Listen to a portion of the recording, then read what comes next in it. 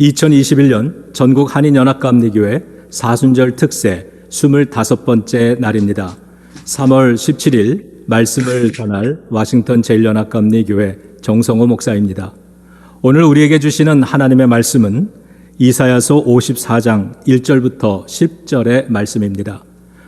기쁨의 언덕으로 묵상집을 따라서 읽겠습니다. 임신하지 못하고 아기를 낳지 못한 너는 노래하여라. 해산의 고통을 겪어본 적이 없는 너는 환성을 올리며 소리를 높여라. 아이를 못 낳아 버림받은 여인이 남편과 함께 사는 여인보다 더 많은 자녀를 볼 것이다.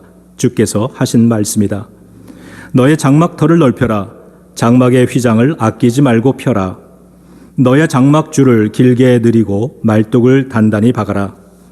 내가 좌우로 퍼져나가고 너의 자손이 이방 나라들을 차지할 것이며 황폐한 성읍들마다 주민들이 가득할 것이다. 두려워하지 말아라. 내가 이제는 수치를 당하지 않을 것이다. 당황하지 말아라. 내가 부끄러움을 당하는 일이 없을 것이다.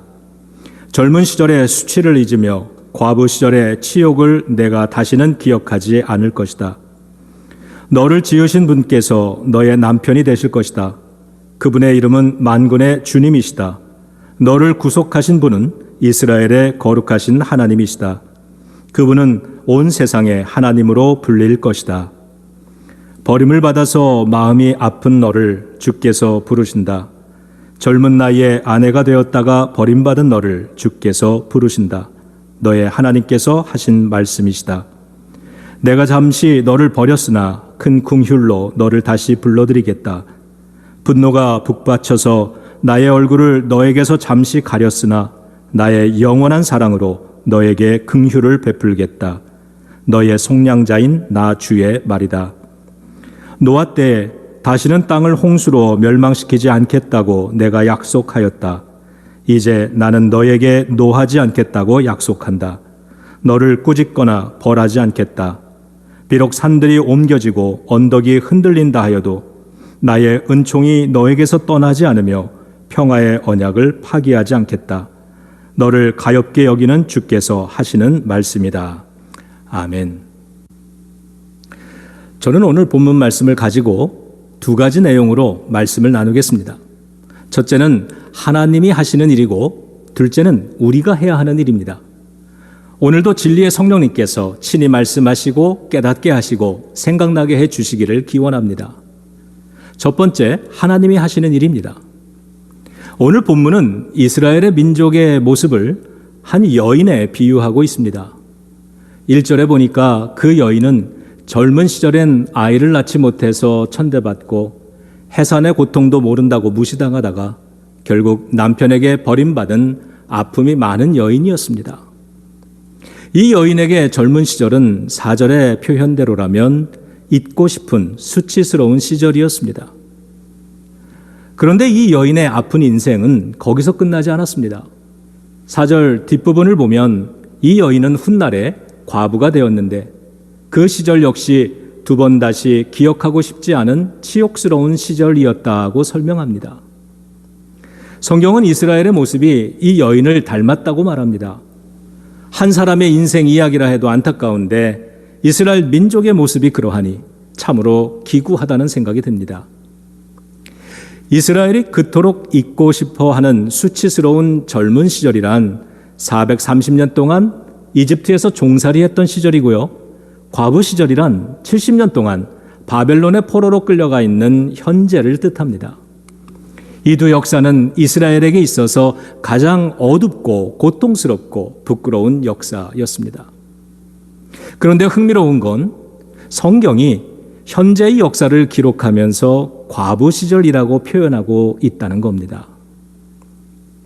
돌아가신 저의 외할머니는 젊은 나이에 일제시대가 시작되자 남편 따라 만주로 피난 가셨는데 해방이 되어서 다시 고국으로 돌아오셨지만 6.25 전쟁이 일어나면서 외할아버지가 순교하시는 바람에 30대의 젊은 나이에 과부가 되셨던 분입니다.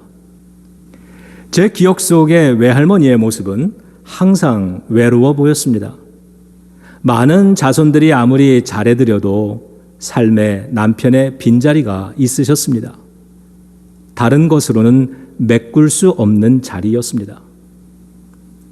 성경이 이스라엘의 모습을 과부로 비유하고 있는 것도 그런 의미입니다. 남편 되시는 하나님을 잃어버려서 그들의 역사에는 메꿀 수 없는 빈자리가 생겼던 것입니다. 그리고 그 빈자리에는 어김없이 고통이 스며들었는데 그것이 바벨론이었습니다. 우리와 우리 자손들의 인생에서는 하나님을 잃어버리는 순간이 없기를 주님의 이름으로 축원합니다. 다행스럽게도 본문의 이야기는 여기서 끝나지 않았습니다. 정죄받은 스토리, 실패한 삶에 대한 넋두리와 신세한탄의 스토리로 끝날 뻔했던 이스라엘에게 하나님은 은혜를 베풀기 시작하셨습니다. 반전이 일어납니다. 그래서 저는 우리 믿음의 인생에도 하나님이 만들어주시는 반전이 있다고 믿습니다. 자, 4절을 함께 읽겠습니다. 두려워하지 말아라. 내가 이제는 수치를 당하지 않을 것이다. 당황하지 말아라. 내가 부끄러움을 당하는 일이 없을 것이다. 젊은 시절의 수치를 잊으며 과부 시절의 치욕을 내가 다시는 기억하지 않을 것이다. 아멘. 4절은 이스라엘 역사의 가장 어둡고 고통스러운 이야기와 가장 밝고 소망적인 하나님 은혜의 이야기를 동시에 담고 있습니다. 가장 어려울 때 가장 큰 하나님의 은혜를 보았다는 것입니다. 여러분의 인생에도 수많은 4절의 기록들이 있으실 줄로 압니다. 가장 어두운 시절을 되돌아보면 거기엔 항상 하나님의 은혜의 이야기도 담겨져 있을 것입니다.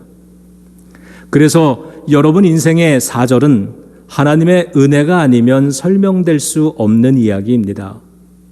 그것을 알기에 오늘 이 아침에도 하나님의 은혜를 붙들고자 예배의 자리로 나오신 줄로 믿습니다.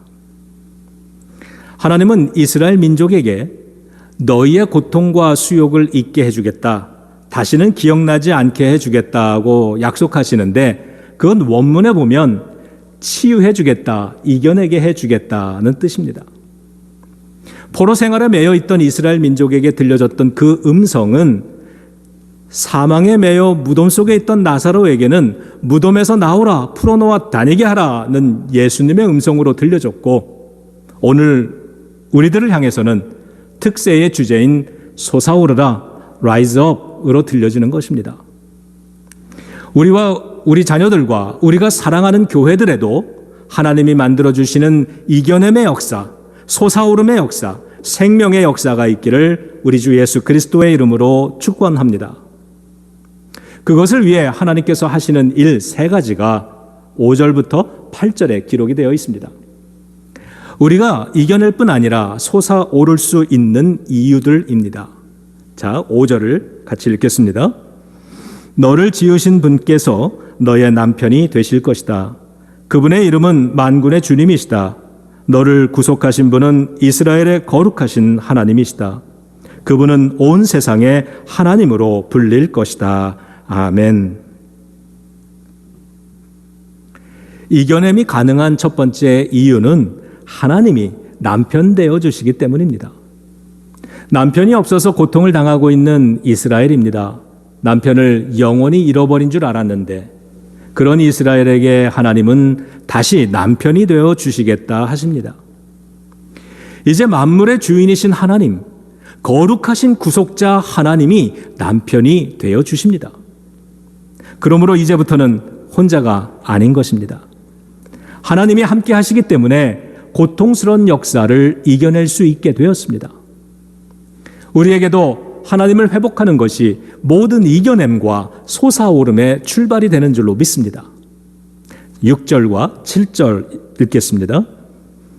버림을 받아서 마음이 아픈 너를 주께서 부르신다.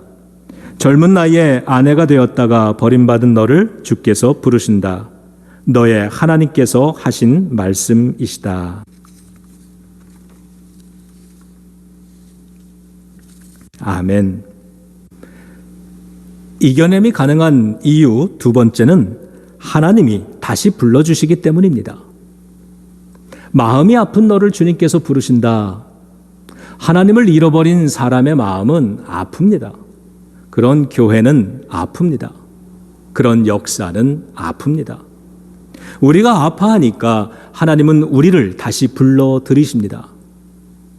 하나님은 집에서 쫓겨났던 여인처럼 고국에서 쫓겨나 타향살이 포로 생활을 했던 이스라엘을 다시 고향으로 불러주실 것입니다. 바벨론에서의 포로 생활을 마치고 고국으로 돌아오는 날이 오는 것입니다. 우리가 잘 아는 누가복음 15장에 돌아온 탕자의 이야기가 가능할 수 있는 이유는 집 나간 아들을 집으로 다시 불러들이기 원하는 아버지가 계시기 때문입니다. 마음이 아픈 너를 다시 불러들이겠다. 이 말씀 속에는 돌아오는 탕자를 거절하지 않으신다는 전제가 담겨 있습니다. 하나님은 우리의 실패의 경험을 정죄하거나 조롱하거나 외면하지 않고 대신에 우리를 다시 집으로 불러주십니다. 그것을 오늘 본문 9절에서는 나는 너에게 노하지 않겠고 너를 꾸짖거나 멸하지 않겠다 하는 말씀으로 약속해 주셨습니다. 그러므로 우리의 아픔 뒤편엔 다시 불러들이시는 하나님의 은혜가 있는 줄로 믿습니다. 그래서 우리는 상실의 경험, 아픔의 경험, 부끄러움의 경험, 비참의 경험, 실패의 경험을 다시 불러들이시는 하나님의 은혜의 체험으로 발전시킬 수 있는 것입니다. 그것이 이김의 경험입니다. 예수님의 십자가는 부끄러운 우리의 죄의 스토리를 구원의 스토리로 바꿔 주셨습니다. 십자가는 죄로 실패했던 우리를 다시 불러주시는 하나님 체험이죠.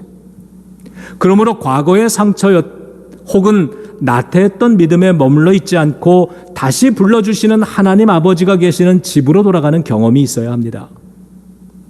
치유되지 않은 상처는 고통으로 남지만 치유된 상처는 은혜의 스토리로 남을 수 있습니다. 하나님의 치유의 경험이 없는 상처는 원망으로 남지만 하나님이 주시는 회복의 경험이 있는 상처는 간증으로 남을 수 있습니다. 그러므로 때로는 상처를 받지 않는 것보다 중요한 건 받은 상처에 하나님의 은혜를 담아 성숙됨의 기회로 만드는 것이죠. 인생에는요, 기도하지 않고는 감당할 수 없어서 엎드려 기도할 수밖에 없는 일들이 있죠. 그래서 엎드리는 이 아침을 통해 하나님은 은혜로 불러주시고 위로로 불러주시고 치유로 불러주실 줄로 믿습니다. 자, 8절입니다.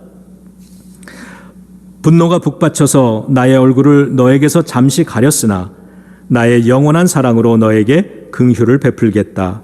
너의 속량자인 나 주의 말이다. 아멘. 이겨냄이 가능한 이유 세 번째는 하나님이 영원한 사랑을 베풀어 주시기 때문입니다. 제가 이 여인이라면 제가 가장 두려워하고 불안해하는 일은 또다시 버림받는 것입니다. 그런 저에게 하나님은 영원한 사랑을 주시겠다고 약속해 주셨습니다. 살면서 가지는 불안과 두려움은 영원한 사랑의 하나님 경험을 통해서 이겨낼 수 있습니다. 그래도 또 두려워지면 저는 10절을 기억해 보고자 합니다. 비록 산들이 옮겨지고 언덕이 흔들린다 하여도 나의 은총이 너에게서 떠나지 않으며 평화의 언약을 파기하지 않겠다. 이상의 세 가지 이유들의 공통점은 하나님의 회복입니다. 하나님을 잃어버려서 생긴 빈자리는 하나님이 아닌 다른 것으로는 결코 메꿀 수 없는 것입니다. 신학자 폴 틸레이는 The Courage to Be, 존재의 용기라는 책에서 인간의 불안을 세 가지로 이야기했는데 첫째는 죽음에 대한 불안, 두 번째는 무의미함에 대한 불안, 그리고 세 번째는 정죄당함의 불안이라고 했습니다. 이 불안을 극복하기 위해 꼭 필요한 것은 우리를 존재하게 하는 더 큰 힘을 아는 것, 즉 하나님을 아는 것이라고 했습니다. 불안한 존재로 살아가는 것은 아픔의 경험입니다. 오늘 본문 속에서 이스라엘 민족에게는 아픔의 경험이 있습니다. 겉으로 보여지는 그 아픔의 원인은 여러 가지로 보여지지만 사실은 하나님을 상실한 까닭에 가지는 아픔이었다고 성경은 말씀합니다. 그렇게 하나님을 회복함으로만 치유될 수 있는 아픔입니다. 그리고 감사한 것은 하나님을 회복할 수 있었던 이유는 하나님이 친히 남편이 되어 주시고 다시 불러주시고 영원한 사랑을 약속해 주심으로 가능했다는 사실입니다. 우리가 믿는 하나님은 이런 하나님이십니다. 혹시 나에게도 하나님 결핍, 하나님의 부재로 인해 생긴 빈자리, 그로 인한 불안과 두려움과 아픔이 있지는 않은가를 점검해 봅니다. 그리고 그 결핍을 채워보려고 애쓰는 헛된 노력들은 무엇일까를 점검해 봅니다. 예배가 끝나고 개인 기도할 때 저는 그것을 위해 기도해 볼까 합니다. 하나님, 나를 찾아와 주세요. 내 부족한 의지와 믿음 때문에 나를 거절하지 마시고 나를 모른다 하지 마시고 나를 불러주세요. 지금까지 하나님께서 해주시는 일들을 보았다면 이제부터는 우리가 해야 하는 일들이 있습니다. 이겨내고 솟아오르게 해주시는 하나님의 약속을 믿는다면 이제부터 우리가 해야 할 일 두 가지가 있습니다. 자, 1절을 다 같이 읽겠습니다. 임신하지 못하고 아기를 낳지 못한 너는 노래하여라. 해산의 고통을 겪어본 적이 없는 너는 환성을 올리며 소리를 높여라. 아이를 못 낳아 버림받은 여인이 남편과 함께 사는 여인보다 더 많은 자녀를 볼 것이다. 주께서 하신 말씀이다. 아멘. 첫 번째로 우리는 노래를 불러야 합니다. 이 여인의 삶을 아프게 하는 원인은 아이를 낳지 못한 것과 과부가 된 것이었는데 이 문제들을 해결해 주신다고 약속을 하시면서 하나님은 노래하라고 말씀하십니다. 노래하는 사람이 이기는 것입니다. 이스라엘은 바벨론 포로 생활이 너무 속상하고 억울하면 강변에 나가서 저 멀리 고향 쪽을 바라보며 노래를 불렀죠. 그게 시편 137편입니다. 성도들도 또 우리 목사들도 괴로운 일을 만나면 괴롭히는 사람이 있어서 교회 생활, 목회 생활 못할 것 같아지면 그때가 노래해야 할 때입니다. 은혜와 감사의 노래를 부르는 사람을 이길 수는 없습니다. 삶이 그들을 속일지라도 슬퍼하거나 노여워하지 말라. 우울한 날 지나면 기쁨의 날이 오고야 말리니. 어릴 땐 이게 성경 말씀인 줄 알았는데 나중에 알고 보니 푸시킨의 말입니다. 그래도 아멘입니다. 하나님은 우리에게 언제 노래를 부르라고 하십니까? 그렇죠. 지금입니다.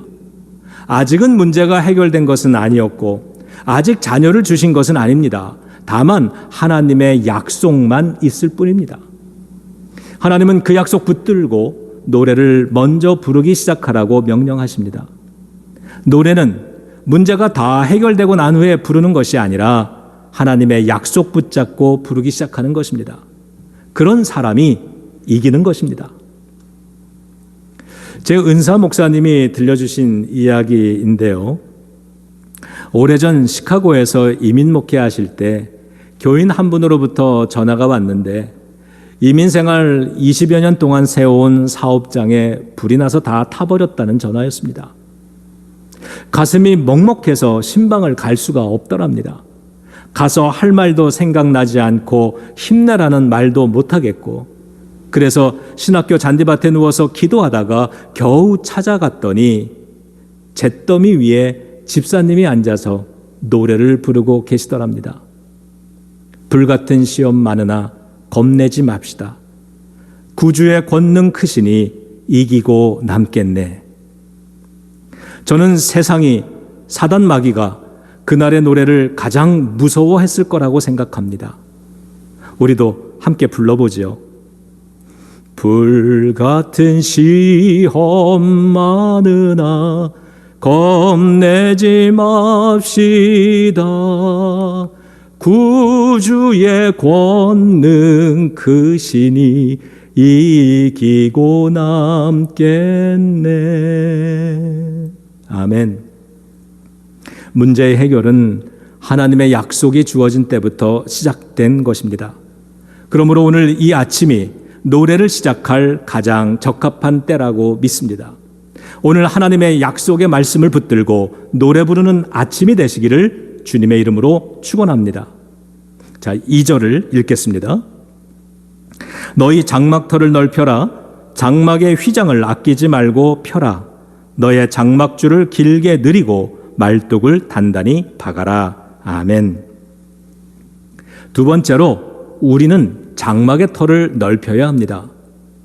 앞으로 하나님께서 그 장막에 채워주실 많은 자녀들을 생각하면서 지금부터 장막의 천을 아끼지 말고 장막의 줄을 길게 늘어뜨리고 말뚝을 단단히 박으면서 하나님의 축복의 때를 준비해야 합니다. 하나님께 예배하는 시간이 아깝다고 말하지 말고 성경 읽고 기도하기에 시간이 부족하다 말하지 말고 하나님께 드리는 예물과 헌신에 인색하지 말아야 합니다. 그런 건 장막의 터를 넓히는 기쁨과 소망을 모르는 사람들이 하는 일입니다.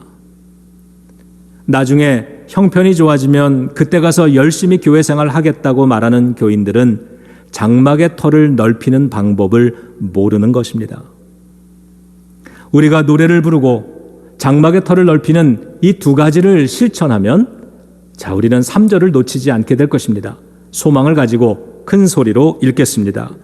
내가 좌우로 퍼져나가고 너의 자손이 이방 나라들을 차지할 것이며 황폐한 성읍들마다 주민들이 가득할 것이다. 아멘. 아멘. 오늘의 말씀을 마무리하겠습니다. 하나님을 잃어버린 까닭에 예루살렘 성전은 파괴되었고 도시는 황폐되었습니다. 사람들은 바벨론의 포로로 끌려갔습니다. 거룩한 시온이 공터가 되었습니다. 부끄러운 절망의 역사입니다.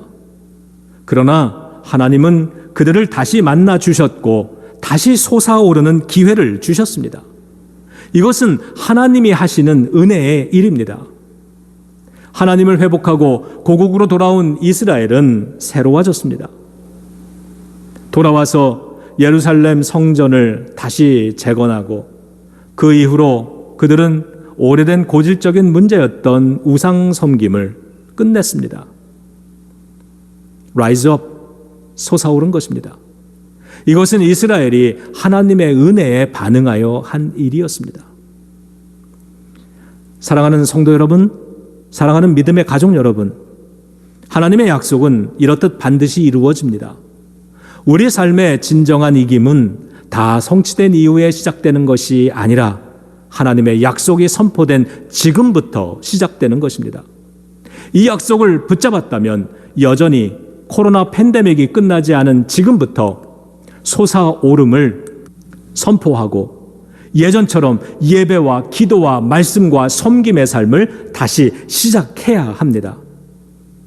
우리가 그 모습을 보여드리면 하나님은 너희 교회가 노래를 부르고 있구나, 너희가 장막터를 넓히고 있구나 말씀해 주실 줄로 믿습니다. 마지막 10절을 읽어드리고 마치겠습니다. 비록 산들이 옮겨지고 언덕이 흔들린다 하여도 나의 은총이 너에게서 떠나지 않으며 평화의 언약을 파기하지 않겠다. 아멘. 하나님의 이 약속을 가슴에 품고 오늘도 주 안에서 승리하시기를 우리 주 예수 그리스도의 이름으로 축원합니다. 예, 오늘도 귀한 말씀 받았습니다. 우리 마음속에서 잘 떨어져 열매 맺도록 함께 또 기도하겠습니다. 다 같이 기도하겠습니다. 하나님 감사합니다. 오늘 이 새벽에도 저희들을 깨워주시고 하나님의 생명의 양식 하늘의 만나를 우리 가운데 내려주시오니 감사를 드립니다. 하나님, 저희들 무너져 있는 신앙, 쓰러져 있는 신앙의 구석들을 주님이 이미 아실 줄로 믿사오니 우리가 하나님의 은혜를 바라보며 다시 구할 수 있는 용기를 주시고 믿음을 주셔서 믿음의 기도, 믿음의 고백을 통하여 다시 한번 하나님의 은혜를 덧입는 시간 되도록 역사하여 주시옵소서. 하나님, 우리의 무너진 제단들이 다시 세워지기 원합니다. 우리의 연약했던 무릎들이 다시 강해지기 원합니다. 하나님, 우리가 하나님 온전히 의지하여서 회복의 은혜를 누리기를 원하오니 하나님, 우리 가정의 회복, 우리 교회의 회복, 그리고 우리가 살고 있는 이 이민사회 또 나라와 민족 회복의 역사를 누리게 도와주시고 우리 특별히 두고 온 조국도 하나님께서 기억하여 주셔서 하나님, 잃어버렸던 믿음 다시 찾고 소명, 사명 다시 받아서 하나님의 사명을 잘 이루고 갈 수 있는 우리 성도들 다 되도록 역사하여 주시옵소서. 하나님, 특별히 이 아침에도 하나님의 긍휼을 간절히 구합니다. 주여, 우리의 육신의 아픔과 정신적인 괴로움과 마음의 상처들을 다시 치유하시고 회복시켜 주시옵소서. 우리 인간의 불가능성은 하나님의 시작인 줄로 믿습니다. 우리가 하나님 앞에 무능을 고백할 때에 하나님은 당신의 능력을 보여줄 때인 줄로 믿사오니, 하나님, 우리가 철저히 하나님 앞에 낮아지고 겸손하여 하나님의 영광스러운 은혜를 누릴 수 있는 우리 성도들의 삶이 되게 하시고 믿음의 고백들 되도록 역사하여 주시옵소서. 하나님, 이 아침에도 저희들 이제 우리 가정과 교회를 위해서 특별히 기도합니다. 평안의 은혜를 허락하여 주시옵소서. 팬데믹으로부터 보호하여 주시옵소서. 악한 권세로부터 막아주시옵소서. 하나님, 세계를 열어주시고 하나님께서 원하시는 비전을 향해 달려갈 수 있는 우리 모두가 되도록 인도하여 주옵소서. 오늘도 여기서 기도해도 거기서 역사하시는 아버지 하나님, 서로 그 이름을 기억하고 우리가 중보하며 기도할 때에 주님 강력하게 역사하여 주시기 원합니다. 멀리 한국에 있는 또 아버지 하나님, 저 미국 각조 주에 있는 성도들 하나님 기억하여 주시고 하나님 앞에 올려놓고 아버지 기도할 때 놀라운 역사, 은혜를 경험하도록 인도하여 주옵소서. 하나님 앞에 온전히 영광 돌리옵고 거룩하신 예수 그리스도 이름 받들어 간절히 기도드리옵나이다. 아멘. 이제 우리 다 같이 함께 또 중보하면서 기도합니다. 여러분, 힘들고 어려운 성도들 있습니다. 지금도 이제 아파서 병으로 고생하는 성도들 있고요. 또 경제적으로 힘들어하는 성도들 있습니다. 이 팬데믹 시대 때 우리가 다 같이 좀 한번 중보하며 기도하며 하나님의 역사를 함께 경험하도록 그렇게 기도하겠습니다. 우리 다 같이 주여 일창하고 함께 기도합니다.